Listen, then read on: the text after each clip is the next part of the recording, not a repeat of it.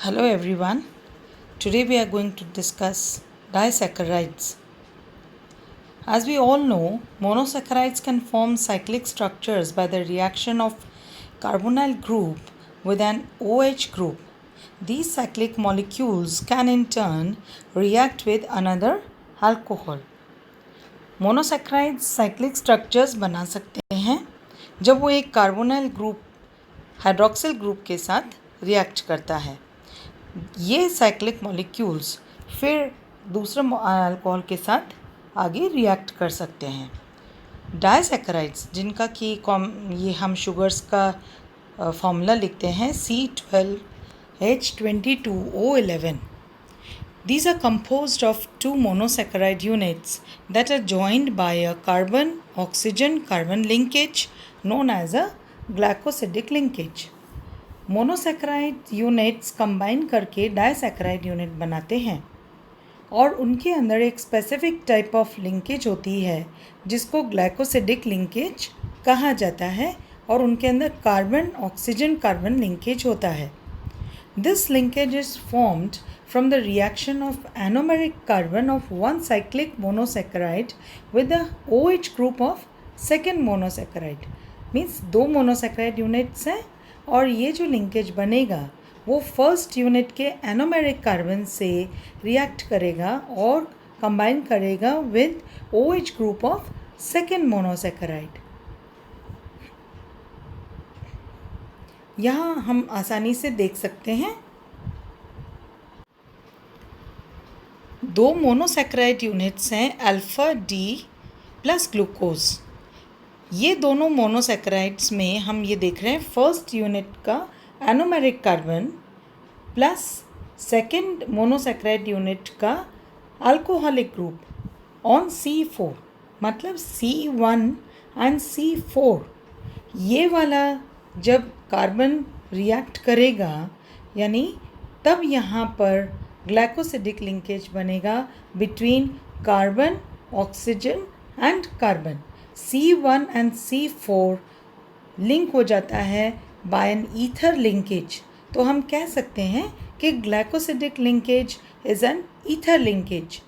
अब यहाँ हम देख रहे हैं कि जो यूनिट है जिसके अंदर अल्कोहल के साथ रिएक्ट किया मोनोसैकेराइड यूनिट ने, उसमें C1 पर orientation if it is alpha यानी OH ग्रुप अगर अल्फ़ा है तो उस मोनोसैकेराइड डाइसैकेराइड को हम अल्फ़ा नॉमेनक्लेचर देंगे और ये जो डाइसैकेराइड बना है by combination of two alpha D glucose units is known as maltose. तो ये एक डाइसैकेराइड यूनिट है with a specific glycosidic linkage.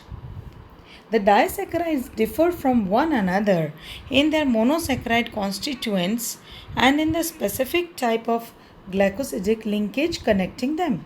यही तो एक स्पेसिफिक फीचर है कि डाइसैकेराइड्स कैसे बन रहे। मोनोसैकेराइड कॉन्स्टिट्यूएंट्स डिफरेंट होंगे तो डिफरेंट टाइप ऑफ डाइसैकेराइड्स बनेंगे और उनके अंदर specific type of glycosidic linkage होगी। There are three common disaccharides: maltose, lactose and sucrose. All three are white crystalline solids at room temperature and are soluble in water. Let's take maltose. Maltose occurs to a limited extent in sprouting grain. It is formed most often by the partial hydrolysis of starch and glycogen. In the manufacture of beer, maltose is liberated by the action of malt, germinating barley, on starch. For this reason, it is often referred to as malt sugar and it is about 30% as sweet as sucrose. तो इसका जो source है maltose का वो germinating barley है और उसका जब हम देखते हैं hydrolysis, partial hydrolysis of starch and glycogen या फिर स्प्राउटिंग ग्रेन्स, वो इसको मॉल्ट शुगर भी कहा जाता है और it is 30% as sweet as sucrose. The hydrolysis of maltose produces two molecules of D-glucose in presence of H ions or maltase enzyme. So here's the reaction. Maltose gives two D-glucose molecules. Maltose is a reducing sugar. We know sugars are of two kinds, reducing and non-reducing. Thus, its two glucose molecules must be linked in such a way as to leave one anomeric carbon that can open to form an aldehyde group. दो unit में से एक unit ऐसा होना चाहिए जो कि open करे from a cyclic structure to open chain structure, तो वहाँ पर फ्री एल्डिहाइड ग्रुप मिलेगा, वो अपना रिएक्शन देगा और रिड्यूस करेगा Tollens reagent and Fehling solution, इसलिए ये एक रिड्यूसिंग शुगर है. The glucose units in maltose are joined in a head to tail fashion through an alpha linkage from the first carbon atom of one glucose molecule to the fourth carbon atom of second glucose molecule, that is an alpha 1,4 glycosidic linkage. This is important.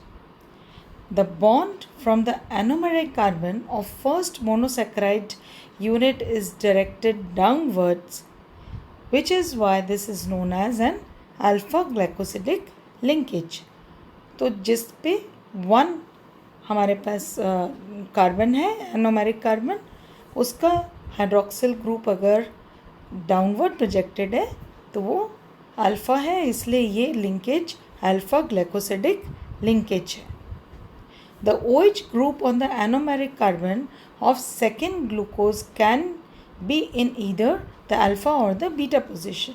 तो यहाँ हम देख रहे हैं alpha maltose 1,4 glycosidic linkage है, और अगर rotation हम करते हैं तो इसमें अल्फ़ा और ओरिएंटेशन हम देख रहे हैं ऑन C1. ये इन इक्विलिब्रियम है विद एल्डिहाइड इंटरमीडिएट, जिसमें जहाँ पर हम देख रहे हैं अल्फ़ा ओरिएंटेशन दिख रहा है, उधर से रिंग ओपन हो गया और फ्री एल्डिहाइड ग्रुप मिला है.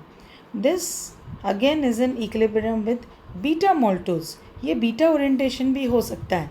जब OH अपवर्ड प्रोजेक्टेड होगा तो ये अल्फ़ा 1,4 ग्लाइकोसिडिक लिंकेज, ये तो अल्फ़ा ही रहेगा, but orientation can be either alpha और बीटा. ये दोनों ही alpha maltose and beta maltose equilibrium में होते हैं with aldehyde intermediate, an equilibrium mixture of maltose isomers. Now we take lactose. Lactose is known as milk sugar because it occurs in milk of humans, cows and other mammals. In fact, the natural synthesis of lactose occurs only in mammary tissue, whereas most other carbohydrates are plant products. Human milk contains about 7.5% lactose and cow's milk contains about 4.5%. This sugar is one of the lowest ranking in terms of sweetness, being about 1/6 as sweet as sucrose. तो हमें source मालूम है of lactose, it is from milk, और उसका हमें मालूम चला कि कितना % लैक्टोज है in cow's milk and in human milk. Lactose is a reducing sugar composed of one molecule of D-galactose and one molecule of D-glucose joined by beta 1,4 glycosidic bond. This bond from the anomeric carbon of first monosaccharide unit being directed upward. The two monosaccharides are obtained from lactose by acid hydrolysis or the catalytic action of enzyme lactase. So इधर हम देख रहे हैं कि lactose के अंदर beta 1,4 glycosidic bond है, and जो दो मोनोसैक्राइड यूनिट्स हैं वो हैं D galactose and D glucose. The two monosaccharides are obtained from lactose by acid hydrolysis or the catalytic action of enzyme lactase, which is shown here. Alpha D electrons C1 C4 पर 1,4 glycosidic linkage बनाई है. Beta इसका orientation है. It can also be alpha configuration हो सकता है. सो alpha D electrons बना है, लेकिन बीटा 1,4 ग्लाइकोसिडिक लिंकेज है, बिकॉज जो फर्स्ट हमारा मोनोसेक्राइड यूनिट है उसका जो ओरिएंटेशन था वो बीटा है। अब हाइड्रोलिसिस करने पर इन प्रेजेंस ऑफ एसिड और एंजाइम लैक्टेज हमें D galactose and D glucose मिलता है। We use this convention for writing the hydroxyl group on the anomeric carbon when we do not wish to specify either alpha or beta anomer, जो हमें दिख रहा है on C1 carbon of both D-galactose and D-glucose star बना देते हैं, जिससे हम स्पेसिफाई नहीं कर रहे हैं whether this anomer is alpha or beta. Thank you.